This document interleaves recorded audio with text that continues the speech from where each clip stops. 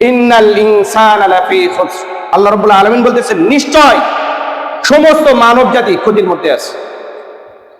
সমস্ত মানব জাতি, মানুষ, হিন্দু, বৌদ্ধ, খ্রিস্টান, ইহুদি, নাসারা, মুসলমান যত আছে সমস্ত মানুষের কথা আল্লাহ রাব্বুল আলামিন বলতেছেন নিশ্চয় সমস্ত মানুষ ক্ষতির মধ্যে আছে। ইল্লাল্লাযীনা আমানু ওয়া আমিলুস সালিহাতি ওয়া তাওয়াসাউ বিল হাক্কি ওয়া তাওয়াসাউ বিস সাবর। আল্লাহ রাব্বুল আলামিন এর পরে বলতেছেন তারা ব্যতীত, তারা মানে চারটা গুণের অধিকারী যারা হতে পারবে তারা ব্যতীত সমস্ত মানুষ ক্ষতির মধ্যে আছে। প্রথম গুণটা হচ্ছে ইল্লাল্লাযীনা আমানু, যারা আমার প্রতি ঈমান এনেছে, আমাকে বিশ্বাস করেছে, আমার একত্ববাদের স্বীকারোক্তি দিয়েছে। সম্মানিত হাজিরিন, প্রথমটাতে আমরা ধরা খেয়ে আছি। ঈমান আনার উদ্দেশ্য কি? একত্ববাদের স্বীকারোক্তি দেওয়া। আমরা সকলেই বলি আপনার আমার স্রষ্টাকে আল্লাহ রাব্বুল আলামিন। যদি সামান্য কোনো বিষয় যদি আমাদের বলার বিশ্বাসের ত্রুটি থাকে, আল্লাহ রাব্বুল আলামিন আমাদের উপর যে বিধান দিয়েছেন কোরআনুল কারীম, কার বিধান? আল্লাহ রাব্বুল আলামিনের বিধান। আমাদের জীবন ব্যবস্থা একটু বোঝার চেষ্টা করেন। আমার কি জীবন ব্যবস্থা, এই জীবন ব্যবস্থার সামান্য একটা শব্দ, এই কোরআনুল কারীমের সামান্য একটা শব্দ যদি আমরা কটাক্ষ করি, অবিশ্বাস করি, তুচ্ছ তাচ্ছিল্য করি, আমাদের এই ঈমানের এই সম্পদটা আমাদের কাছ থেকে চলে যাবে। আপনার আমার কাছ থেকে কি করবে? এই ঈমানের সম্পদটা চলে যাবে, আমরা কল্পনা করতে পারবো না। শুধু আমরা বললাম আমরা আল্লাহ রাব্বুল আলামিনকে বিশ্বাস করি, এই কথা বললেই চলবে? ঈমান আমাদের মজবুত থাকবে? আপনার আমার মনে করেন এই এলাকার একজন শাসক আছে, আমরা বলতেছি আপনাকে খুব মহব্বত করি, খুব ভালোবাসি, আপনার কথা আমরা আনুগত্য করি, আপনার কথা মতো আমাদের জীবনকে পরিচালনা করি। এরপরে সে আমাকে একটা আদেশ করছে, আমি সঙ্গে সঙ্গে বলতেছি আপনার এই আদেশ মানি না। সারা জীবন তার আনুগত্য করলাম, সারা জীবন তার কথা মতো চললাম, আমার পরিবারের সকল সদস্যকে পরিচালিত করলাম, আর সামান্য সময় একটা আমাকে আদেশ করলো আর আমি সঙ্গে সঙ্গে বললাম আপনার কথা আমি মানি না। সে বাদশা আমার প্রতি সন্তুষ্ট থাকবে না রাগান্বিত হয়ে যাবে? সে আমাকে সে রাজ্য থেকে বহিষ্কার করতে পারে, আমাকে সাজা দিতে পারে। সম্মানিত হাজিরিন, ঠিক তেমনি ভাবে আল্লাহ রাব্বুল আলামিন জীবনের শুরু থেকে নিয়ে শেষ পর্যন্ত আমাদের জন্য বিধান দিয়েছেন। এই বিধানকে আমাদের গ্রহণ করতে হবে, মানতে হবে। আমল যতটুকু করতে পারি না পারি, এর শাস্তি আল্লাহ রাব্বুল আলামিন যতটুকু দিবেন সেটা ভিন্ন কথা, কিন্তু গ্রহণ করে নিতে হবে, গ্রহণ করতে হবে। এটা আল্লাহ রাব্বুল আলামিনের বিধান। হয়তো আমি মানতে পারতেছি না, দুনিয়াবি বিভিন্ন ঝামেলার কারণে হয়তো আমি 5 ওয়াক্ত নামাজ পড়তে পারতেছি না, কিন্তু নামাজ আমার উপর ফরজ করেছে আল্লাহ রাব্বুল আলামিন, কটাক্ষ করার কোনো সুযোগ নেই। কিন্তু বর্তমানে একটা জিনিস, আমি যতদিন থেকে আমার বুদ্ধি বয়স হয়েছে ততদিন থেকে বিভিন্ন ধরনের নেতা নেত্রী আমি দেখতে পাই। জিনিসগুলো বোঝার চেষ্টা করবেন। তারা নিজের স্বার্থ হাসিল করার জন্য, নিজের গতিকে টিকিয়ে রাখার জন্য বিভিন্ন ধরনের স্লোগান দিয়ে থাকে। যখন আপনি তার প্রতিপক্ষ হবেন তখন আপনি তার শত্রু। তখন আপনি কি তার শত্রু? তখন তার সামনে কোরআন আসুক, হাদিস আসুক, যেই কথাই আসুক, ভালো মন্দ যাই আসুক, আমার ক্ষমতার বিপক্ষ, আমার রাজত্বের বিপক্ষ যে দাঁড়াবে সে আমার শত্রু, তখন তার বিরুদ্ধে স্লোগান দিবে। এতদিন আমরা যারা বর্তমান দেশের ক্ষমতাসীন বা বিভিন্ন পর্যায়ে যারা আছে সবাই একসময় আমরা মুসলিম ছিলাম, আমরা একজনের বিরুদ্ধে একসঙ্গে স্লোগান দিয়েছি। কিন্তু ইদানিং দেখা যাচ্ছে এমন স্লোগান, এমন কথা তারা মুখ দিয়ে প্রকাশ করতেছে, এমন নেতা নেত্রী যেগুলো কোরআনের বিরোধী, হাদিসের বিরোধী।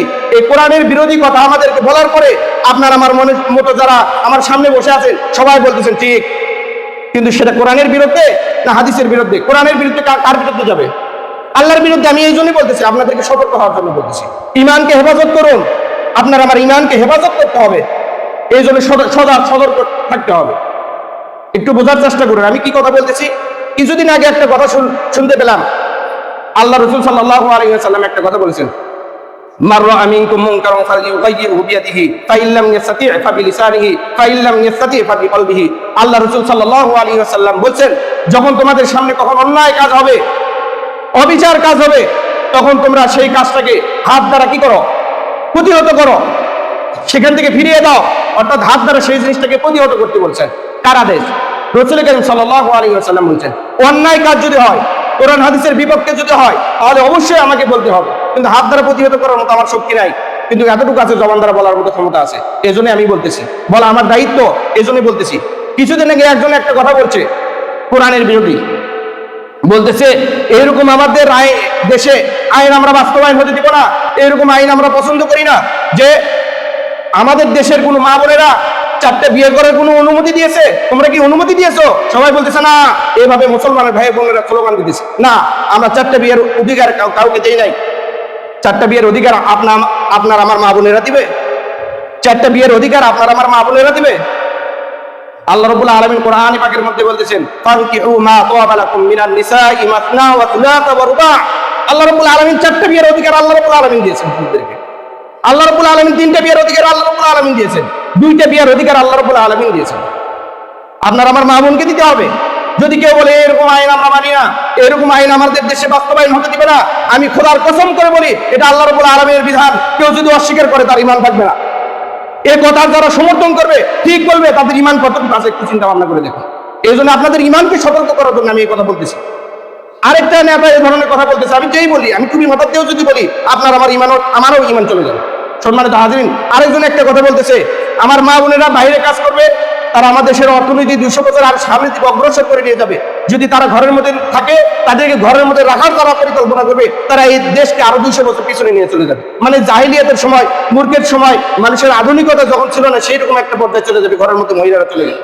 সম্মানিত হাজিরিন, কোরআনের মধ্যে আল্লাহ রাব্বুল আলামিন বলেছেন মহিলাদের ঘরের মধ্যে থাকতে হবে, তারা জাহিলি যুগের মহিলাদের মতো যেন বাইরে ঘোরাফেরা না। এ কথা কার? এ কথা কার? আল্লাহ রাব্বুল আলামিনের এই কথা সমর্থনে যদি আমি যদি বলি ঠিক, সম্মানিত হাজিরিন, ঈমান আমাদের কতটুকু রাখবে একটু চিন্তা করে দেখুন।